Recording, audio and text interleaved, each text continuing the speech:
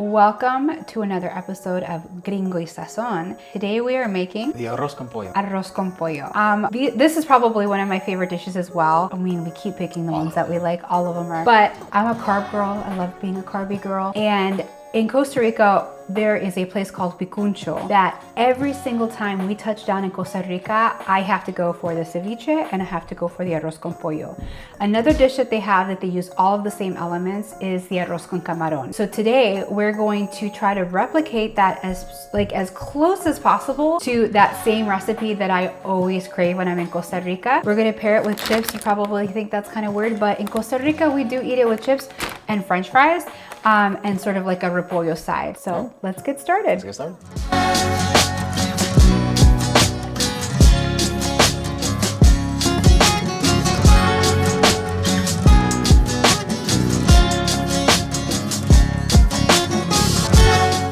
first thing we're going to do is chop up these vegetables for the sofrito, and the sofrito is going to be one of the first things we start cooking when we start to assemble. So we'll have the rice done by that point, the chicken and everything else, and then the sofrito will go in, kind of get that, what's the word I'm looking for? Well, softened, I guess? You want to make the essence of the dish. This is what adds the depth in this dish. There's layers. Like, people think arroz con pollo is a simple dish. It's actually very layered.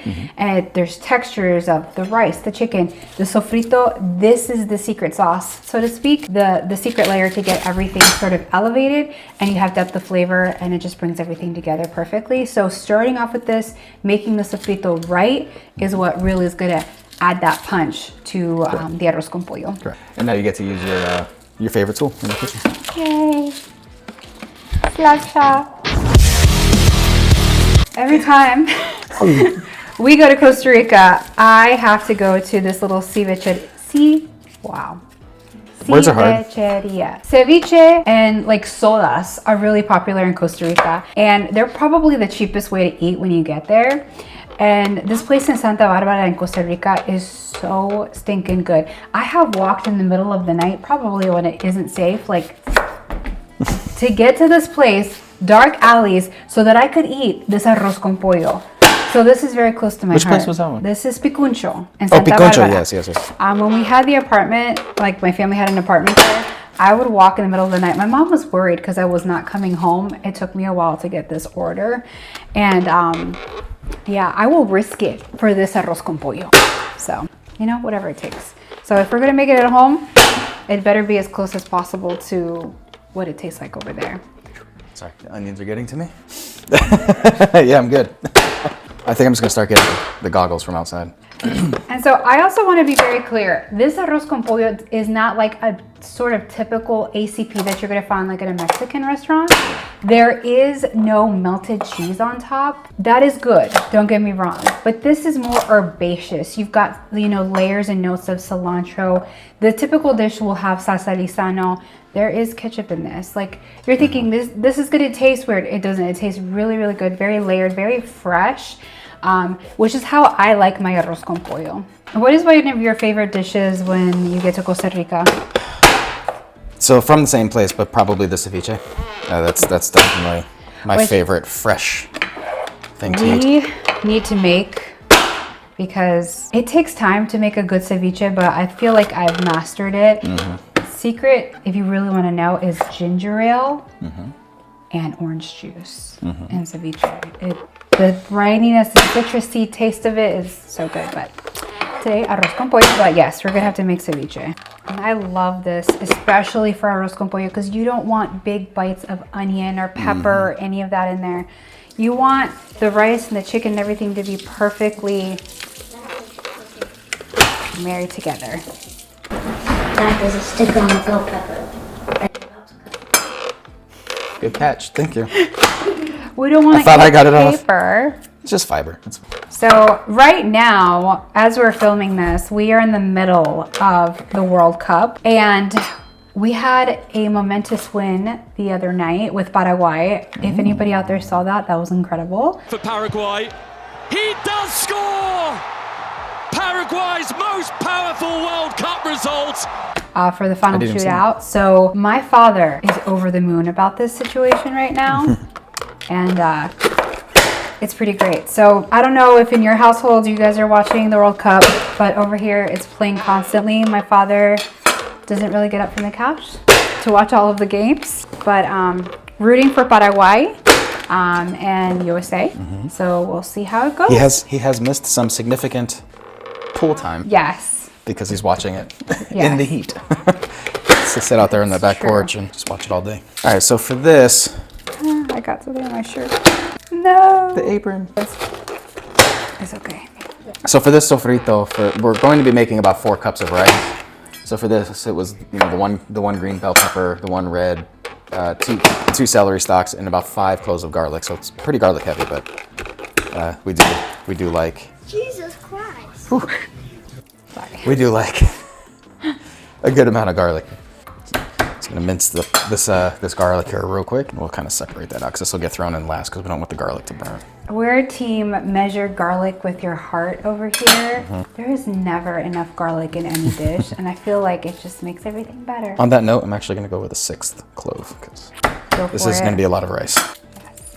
Also, tidbit. Highly, highly, highly recommend that if you're gonna make this dish, you use day-old rice. Just like a fried rice or anything like that, you want day-old rice. And Day-old plain rice. yeah, just day-old plain rice. So, prepared normally as you would. It just holds up so much better for the dish.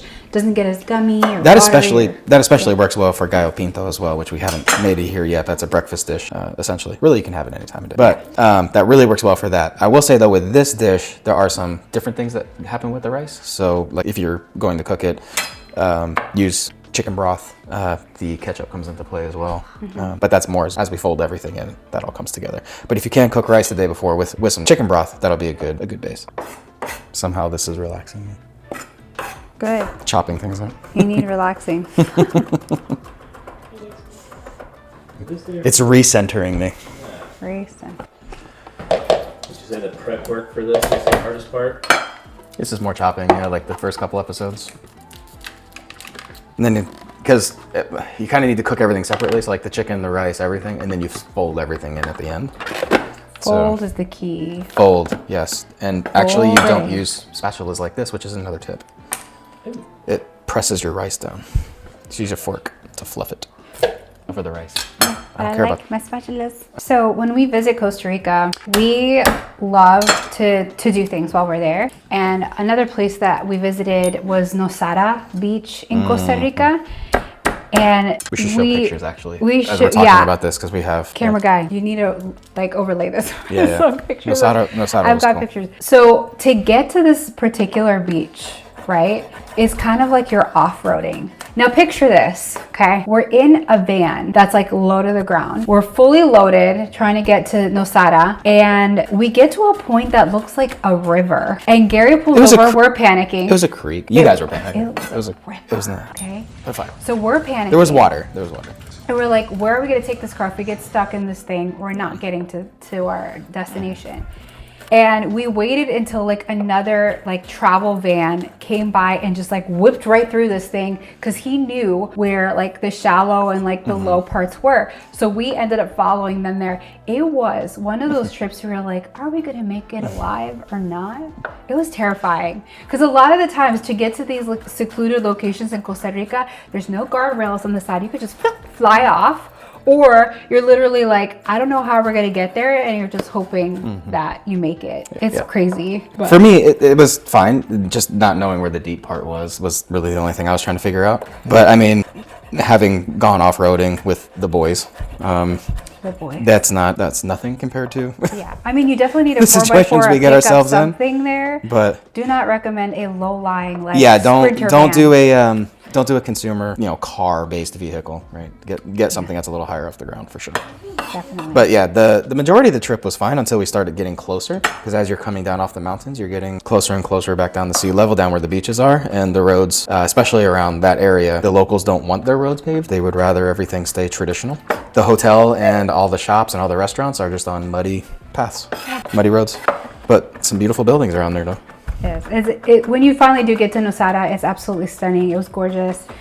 The heart attack that we experienced on the way there was worth it, but I think we did take a different way back home, though. We did take a different way back home. It was questionable. We had to. All right, so what we've got here, the next step here is we're gonna try to get our chicken cooked. It takes about 25 minutes or so. We're just gonna do a very simple salt and pepper, and then we'll add a little bit of some onion, garlic, and what do I have over here? Sorry, bay leaf and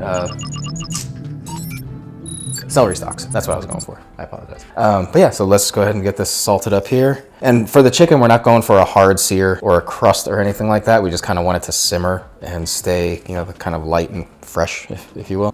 We don't want to blacken it or anything like that, because that will eventually change the final color of the dish after we shred this up. If you have any blackened kind of texture to it, it'll kind of change it a little bit. So we want the rice at the end to kind of be a golden kind of yellow color, if you will. Not quite like Mexican rice, but kind of similar. We'll get these guys down.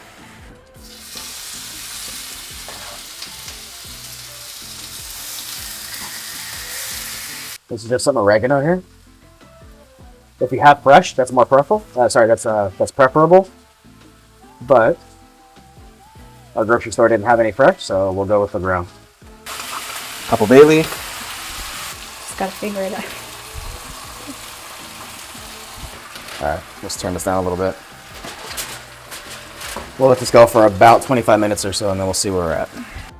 Okay, so now we're gonna go ahead and make our rice. So the first thing we're gonna do is take this rice, it's about 4 cups of rice, and we're gonna go ahead and rinse this off until it runs clear. And then we're going to add our butter, salt, and this actually calls for the annatto powder. If your grocery store doesn't have it, I had to do a Google search this morning as a substitute, but you can do a 1-to-1 ratio of paprika and turmeric. And then that'll give you that color and a little bit of flavor, but without any heat as well. So let's go ahead and get this in here. We're gonna want to rinse this until it runs all the way clear. We don't want those starches lean more towards that sticky rice kind of texture. We don't want that. We want this to be nice and fluffy. A lot of Asian recipes, depending on what they are, but a lot of them do call to also run clear as well. Unless you're doing something that requires like a sticky rice kind of texture, like an orange chicken or something like that. Okay, let's go with one more rinse, and I think we're in good shape. Mostly cleared out. All right, so from here, we're gonna go ahead and put in some butter. Let's turn on the heat. Put in this butter. It's a couple tablespoons of butter, maybe 1, 2. Once that warms up a little bit, that'll melt, and we'll get all the rice coated with that butter. It's gonna take about 4, maybe 5 cups of broth, give or take. We'll just kind of take a look at it here as it comes up. And a little trick I do use, which some people may have seen on the internet before, but I really don't measure the rice to liquid ratio at all. Normally I don't even say we're using 4 cups of rice tonight. I'll kind of guesstimate it in my head as far as what we need for the night. But I do use the little finger method for me. As long as the liquid, in any size pot, as long as the liquid is around the top of my cuticle on my pinky finger, maybe a little bit higher, we're good to go. So it could be a small pot, big pot, large batch, small batch, it doesn't really matter. It's worked for me every time. And then I'm gonna add the 1-to-1 ratio of the paprika and the turmeric. See what this is looking like. Ooh, looks pretty good to me. We're getting there. See, and we really didn't add too much color here. So let's make sure that we're not getting any char into our finished product when we merge the rice in. It's gonna flip everything just once here. So growing up, I used to watch a lot of HGTV and like Food Network and all of those shows. And I knew I wanted to be basically Ina Garten adjacent or Martha Stewart, but I can't keep anything alive. So Gary keeps most of this alive in the garden. I like to make a lot of cocktails, so naturally we have mint in our garden. We also have dill, got parsley, a few other items, but we're gonna cut this for today's cocktail. I'm just gonna kind of cut a couple of these. These were like weeds, so we're gonna have a couple of these for our drink. But we also have tomatoes growing. Having fresh tomatoes or fresh herbs in the garden is just one of those like things in life that you feel rich having, because you're like, yes, I want all of it. Look, harvest, abundance. All right. Welcome to another part of Girly Pop Cocktail Hour. The vodka drink that I forgot to mention earlier, because let's be real, sometimes you just need vodka in your life, is actually a mint citrus fizz. This pairs perfectly with the arroz con pollo because it's not overpowering, it's nice and bright, and it pairs perfectly with it. So let's get started. In the essence of time, I already juiced a lemon, so we're gonna get 3/4 ounce of lemon juice, and we're gonna add it to our shaker filled with ice. So let's go ahead and do that. So 3/4 ounce of lemon juice, and we're also gonna do 1/2 ounce of orange juice. Just get those little bit. Okay, so 1/2 ounce of orange, like so. And then we're gonna add what we picked from the garden, 4 to 5 of these mint leaves to also use in the shaker. So about 1, 2, 3, 4, 5, that looks good.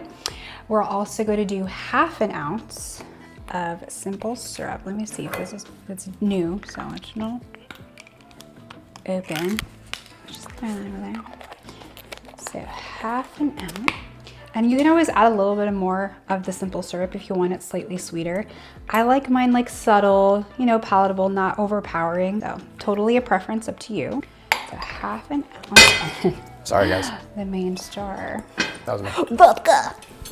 I prefer Tito's. If you use anything else, I won't judge you. All right, and if Tito's wants to send me any, thank you. So 2 ounces Tito's vodka. And then what we're gonna do is at the end, we're gonna like top it off with a little bit of effervescence. So I like San Pellegrino. I love this kind of soda water. It just tastes better for me. But again, if you can use any soda water you have and it'll be pretty good. So we're just gonna shake it up. Okay. So we're just gonna, all right. We're gonna strain this into our cup. We got a little orange wedge here for presentation. So just like so. And then we're gonna top it off with the soda water. You could also use Prosecco if you want a little, you know, a little extra something. And there you have it. Somebody's at the front door. And I'm gonna drink this vodka now. Enjoy. All right, so we've taken the chicken off the stove. We left the broth in the pan back there. We're gonna add some of that in as we begin to fold everything together. But we're gonna go ahead and shred this up now that it's all cooled off. And then right after this, we'll get ready to lightly saute our sofrito. Yeah, so this is the leftover broth from the chicken that we made. So I'm gonna go ahead and strain this out and we'll save it off to the side and we'll fold some of that into the mixture once we get everything kind of combined. So probably when we get the chicken and the sofrito into the pan before we fold in the rice, we'll add a little bit of that broth in there. All right, so now we're gonna begin combining everything. So we're gonna start with the sofrito and start letting those veggies sweat a little bit. Go ahead and put some butter in here, along with some oil. And then we'll go ahead and add all of the vegetables. And again, we really don't want this to brown. We just want these veggies to sweat down a little bit. And we're gonna add a generous pinch of salt. Some sazon. A little bit of that. Get Some those salt. down. Just gonna let that cook down for about 3, 4, maybe 5 minutes or so. You want to add the garlic kind of closer to the end. The problem with adding garlic first in any dish is you risk it kind of like getting that burnt flavor or overcooking. Garlic is one of those things you really want to release the essence over time, not too quickly, so that it really brightens up a dish and it doesn't make it a little bit bitter. Mm-hmm. We didn't get a close-up of the nails today. The audacity. Today we have seashell nails. See that? My nail girl is the best. I have a little cilantro on there, but yes, seashell. So now that the vegetables have sweat down a little bit, we're gonna add our garlic. So that can start adding a little bit of a layer to our sofrito. After this sweats down, what are we doing next? So after the sweats down, we're gonna go ahead and put in the shredded chicken and start mixing that in very slowly, or not mixing, but folding it in. And then we'll add the cheese. probably half of this this sauce. So traditionally in Costa Rica, they have a salsa, I think it's in Central America, all around, but it's salsa Lizano. And it's kind of like their version of Worcester sauce. I think we may have mentioned it before, but since we don't have any on hand at the moment, I did use W sauce. W sauce has some similarities with that. It's got some molasses in there. It's a little on the sweeter side, less depth as far as like the dark spices and things like that. So this is 2 tablespoons of W sauce, 2 tablespoons of ketchup, and about a teaspoon of soy, and a little bit of cumin, and that's it. So So we'll add half of it with the chicken, make sure it's well coated, and then we'll get the rice folded in, and we'll do a moisture content check just to kind of see where we're at. And we also save some of that broth from the chicken, from the sauteed chicken. So if we need more moisture, we can always add that as well. And we will be adding the frozen peas and carrots in at this point as well, just to get them warmed up a little. And I prefer frozen because I feel like it's the freshest, closest to getting it fresh. I'm not a big fan of canned peas, vegetables, carrots, or corn. I just feel like you get that metallic-y, I don't know, I just don't like it. And the goal here is not to cook these at this point. It's just to get them Steam softened them. up a little bit. Your frozen vegetables, from what I've gathered anyway, they're usually fresher than what you actually get off the shelf at the store because they're usually picked or grown at peak ripeness, and then they flash freeze everything, and then it stays in the bag at that point. So versus carrots that might have been sitting in your grocery store shelf for the last 3 weeks. Here would be a good time too to add a little bit of this broth. You're adding essentially a lot of the moisture back. You want this to be flavorful. I can't stress enough, dry rice or unflavored rice is not good. Not great. It's gone. Hold on. I'm certain.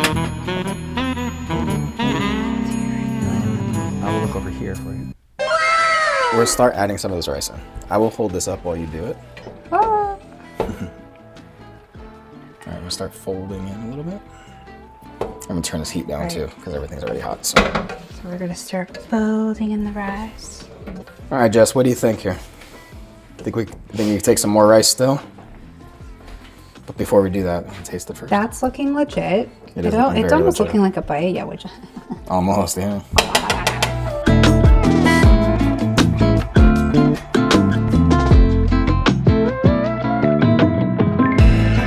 All right, so here we have our delicious arroz con pollo. We paired it with some potato chips, which is a very classic thing to do in Costa Rica. Another thing you can do is you can make French fries. You can have mayonnaise. That can be, a little bit tricky for some people here. Maybe they don't want that, but chips usually, and like a repollo, some citrusy acid to kind of pair with this. We topped it with some fresh cilantro, and here you have your arroz con pollo. We've got our cocktail that we made earlier here, and Gary. Yep, and this is just a Pinot Noir. So with this dish, you don't want anything really to overpower it. So this has a little bit of acid, some cherry notes to it, and a little bit of earth tone to it. Yeah. But nothing too crazy, nothing tannic. Yeah. And we've got our executive taste tester here. I was in the last video. She was in the last video. You were. She snuck her way back in. And I want you to take the first bite and let me know what you think. I'm going to do it with the chip. With a chip. All right, let's see. Perfect bite. Oh my gosh, is it Very good. amazing? Does it taste like Costa Rica? How do you even taste Costa Rica? Does it give Costa Rica? Is it the vibes? Do you remember? Are the vibes vibing? They are. Nice. They are. All right, so let's go ahead and take a bite ourselves. I'm gonna borrow your belly. Disrespect. The disrespect. That's very reminiscent. A little chippy. This is a great make-ahead dish. It is perfect to save even for the next day. It tastes even better. Make it for your family. So from our family to yours, Gringo y Sazón. Buen provecho and enjoy. See you on the next one. Yes, see you on the next one.